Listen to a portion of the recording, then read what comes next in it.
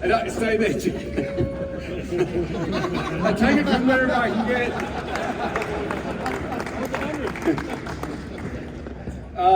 Look, this is obviously a night of joy, a night of celebration. I am personally delighted that you guys are here, ladies in pink.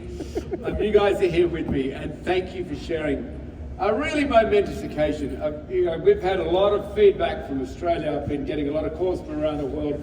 What the hell are you guys doing all in Vegas? I mean, what is happening? And I've said, you're watching the turning point of industry.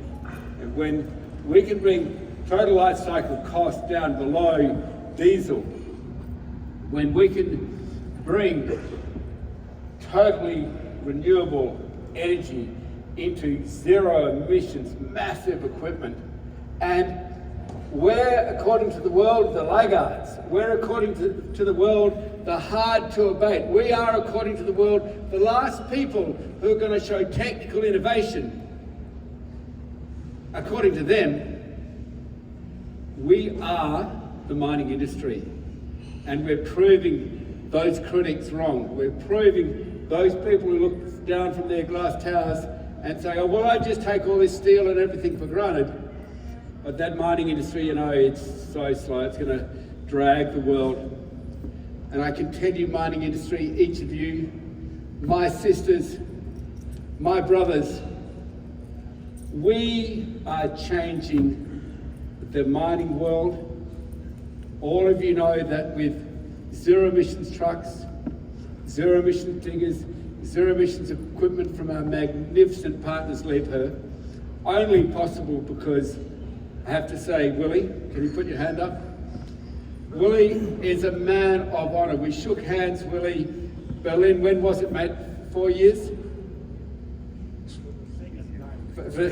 14 years before that, and 4 years most recently, but we shook hands on this crazy idea that we would start to send at lower cost, more energy efficient, much more cost efficient, the mining industry to zero emissions and lead the world. And I just want to thank you, ladies and gentlemen, for being here with me to celebrate. I bloody love it, mate. I love it. I love it. I mean, not actually gay, but it could be. I mean, but I absolutely love it. The fact that you're all here, you're celebrating. I mean, I know the drinks are pretty cheap, the truck is good.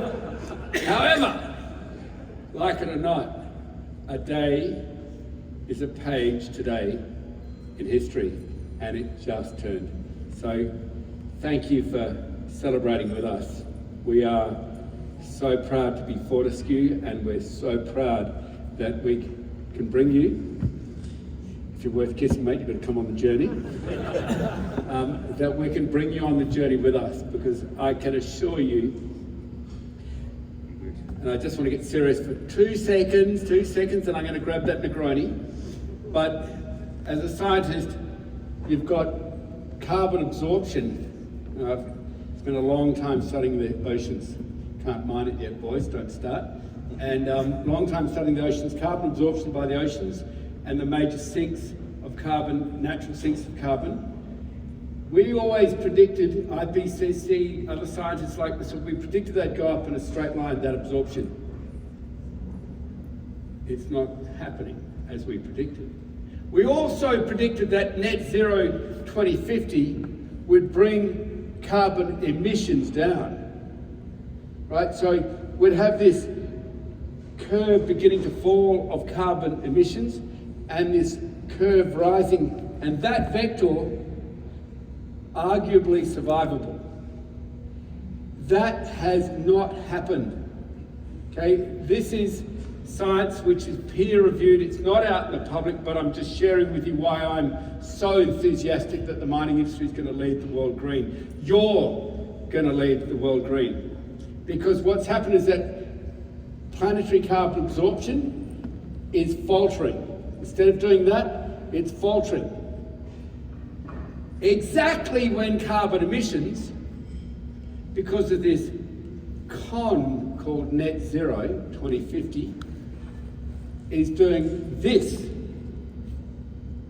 Now, all I have to share with you is that vector.